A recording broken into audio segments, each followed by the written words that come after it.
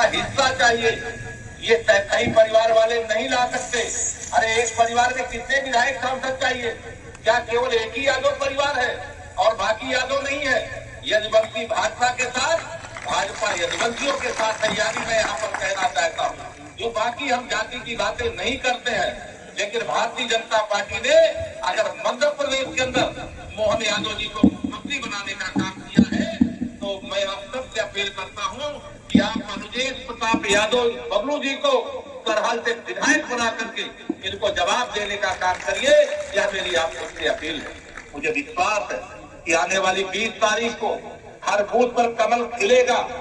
और मैं आपसे पूछना चाहता हूँ, देख नहीं पा रहा हूँ, हाथ उठा के बताइएगा, क्योंकि मीडिया के मेरे मित्रगण वहां पर होंगे, वह भी देखें। क्या इन समाजवादी पार्टी के गुंडों से, अपराधियों से, माफियाओं से आप अपने बूथ पर डर जाओगे क्या?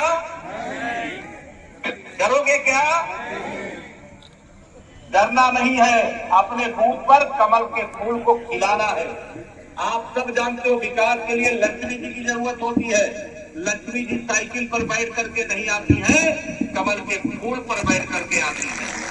आप साइकिल को पंचर करिए, आपको भरोसा दिलाते हैं 2027 में समाजवादी पार्टी को समाजवादी पार्टी बना करके परिवारवाद की राजनीति का समापन होगा और उसकी शुरुआत करहल की जनता को करना है, मैनपुरी जिले की करहल की जनता को करना है। मुझे विश्वास है आप सब लोग मैं नहीं पहुंच पाया हूं प्रत्यक्ष रूप से, उसके लिए मुझे क्षमा करेंगे, क्योंकि मैं अगर बाई रोड से चलता तो पहुंच जाता, लेकिन लग रहा था कि कुछ देर में तो मौसम ठीक हो जाएगा और मैं आप सबके पास पहुंच पाऊंगा। लेकिन जब नहीं पहुंच पाया तो मैंने निवेदन किया कि अगर मैं प्रत्यक्ष नहीं पहुंच पाया हूं तो मैं मोबाइल से ही सबसे हाथ जोड़ करके अपील करूंगा कि बाकी सब कुछ जाओ भूल, याद रखो नरेंद्र मोदी और कमल का फूल। यह आप सबसे अपील करते हुए देता हूं अपनी बारी को विराम। पार्टी लोकल सवाई करते हुए पूरा परिवार ग्राउंड पर नजर आ रहा है, कैसे इसको देखते हैं और क्या लग रहा है?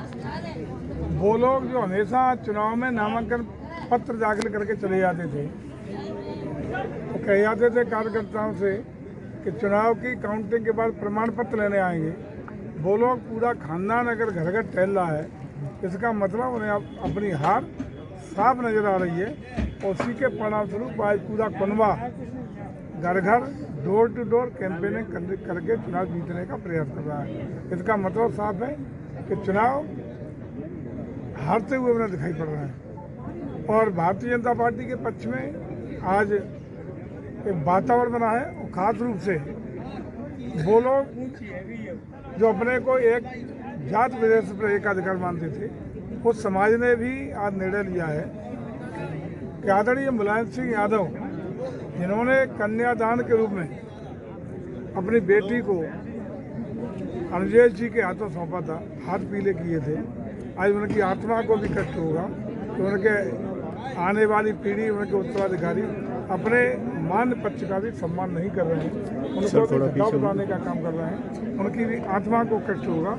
निश्चित रूप से आज क्षेत्र की जनता का एक नारा है कि जब आदरणीय मुलायम सिंह जी के नेताजी के बेटी के रूप में हाथ पीले जिनके किए गए थे, ऐसे उनके दामाद, उनके मान्य पक्ष के अनुजेश जी के पक्ष में यदि रोड बेटी उन्होंने दी है तो वोट देने का हक तो हमारा बनता है।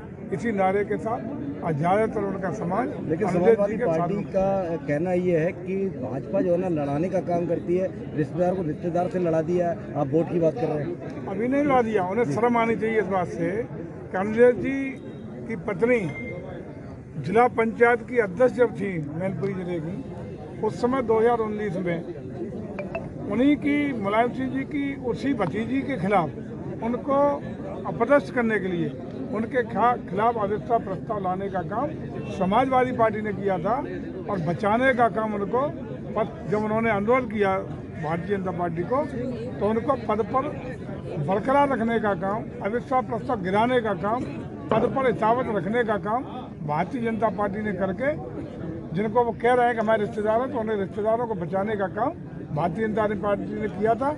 और तब से लेकर अनुजेश जी कंटिन्यू भारतीय जनता पार्टी के नेता हैं, और नेता के रूप में भारतीय जनता पार्टी ने ये बड़ा कदम उठाया है उनको जो लोग कहते थे कि यादवों के लिए भारतीय जनता पार्टी जगह नहीं है, यादवों को भी सम्मान देने का काम भारतीय जनता पार्टी ने किया है। बात करें सर, समाजवादी पार्टी अक्सर आरोप लगाती है कि भाजपा जो है ना मुद्दों से भटकाने का काम करती है, ना तो रोजगार पे बात करती है, ना विकास पे बात करती है। हम तो विकास और रोजगार दोनों कर रहे हैं, इधर उधर की क्यों करते हो? मैनपुरी में देख लो, अखिलेश जी का ही क्षेत्र है, यहाँ से वो MLA रहे हैं। इन्हीं के क्षेत्र में जिसमें अपनी दावेदारी करते हैं कि मार्कंडे ऋषि के रूप में क्षेत्र जाना जाता है, ये चमन ऋषि के क्षेत्र के रूप में जाना जाता है। 5-5 करोड़ रुपया दे करके आज उसको सर्वांगीण विकास देने का काम किसने किया? मैनपुरी को ऑडिटोरियम म्यूजियम देने का काम किसने किया? मैनपुरी को 700 करोड़ की ऊपर की लागत का नया बाईपास स्वीकृत कराने का किस सरकार में हुआ है? मैनपुरी के सभी चौराहे आज बुलंदियों को क्यों छूते दिखाई पड़ रहे हैं? आज मैनपुरी का सर्वांगीण विकास दिखाई पड़ रहा है, जबकि लंबे समय से ये समाजवादी पार्टी के लोग, शेफई के लोग पीढ़ियों से जिस जिले को हत्याए हुए हैं राजनीतिक तौर पे, अब तक इनने क्या किया?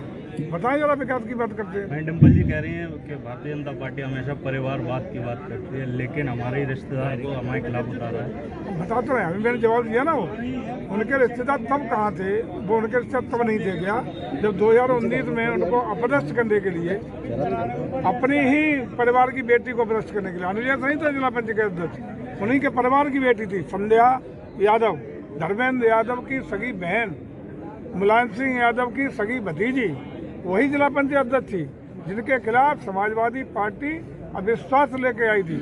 और उस अविश्वास प्रस्ताव को गिराने के लिए जब भारतीय जनता पार्टी से अध्यक्ष जी ने अनुरोध किया, उनकी मदद करी, अविश्वास प्रस्ताव भी गिरा, और यथावत 5 साल डंके की चोट पर जिला पंचायत अध्यक्ष का कार्यकाल पूरा कराने का काम भारतीय जनता पार्टी ने किया है। तब मेरे क्रिश्चियन नहीं थे क्या?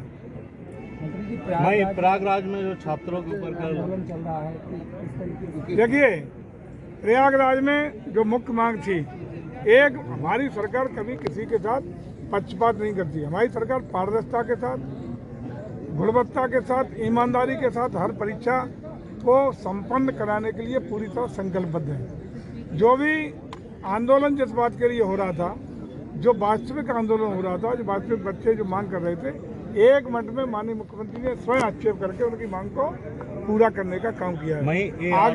आगे की मांग पर भी एक कमेटी का गठन किया गया, जो उस पर अपनी रिपोर्ट देगी, तदनुसार कार्रवाई होगी।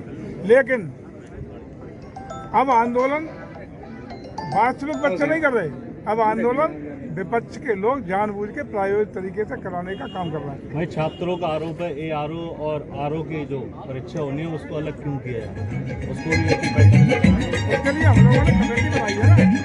कमेटी की जैसे ही आख्या आएगी, कमेटी की रिपोर्ट आते ही तदनुसार जो भी न्यायोचित होगा, मैं बार बार कह रहा हूँ कि हम लोग पूरी तरह संवेदनशीलता के साथ, पारदर्शिता के साथ, गुणवत्ता के साथ सभी छात्रों को न्याय मिले, किसी के साथ कोई किसी के हक पर डाका न डाल पाए, कहीं किसी के साथ पक्षपात और अन्याय न हो पाए, ये व्यवस्था पारदर्शिता और गुणवत्ता के साथ करने के संकल्प के साथ प्रदेश सरकार तत्पर खड़ी है।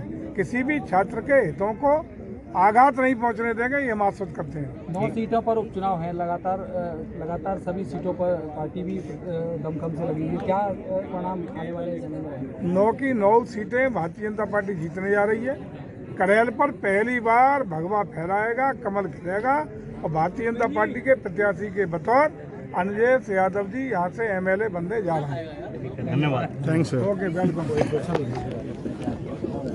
हो गया पूरा